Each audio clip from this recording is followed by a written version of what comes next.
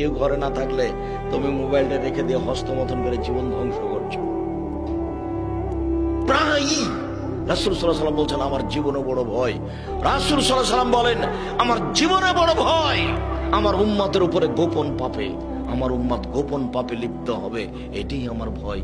আমার উম্মত গোপন পাপে লিপ্ত হবে, এটাই আমার ভয়। আমার উম্মত গোপন পাপে লিপ্ত হবে, এটাই আমার ভয়। এটাই মোবাইল, এটাই হস্তমথন, এটাই ছেলে আছে চাঁদপুরে, মেয়ে আছে লন্ডনে, জেনা হচ্ছে।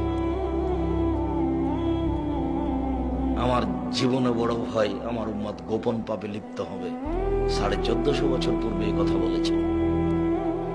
পৃথিবীর মানুষ, তোমরা আমাকে ডাকো অতীব গোপনে অতীব বিনয়, অতীব গোপনে অতীব বিনয়। ইজ না দ্বারা বহুনে দান খাফিয়া, যখন জাকারিয়া আলাইহিস সালাম তার প্রতিপালক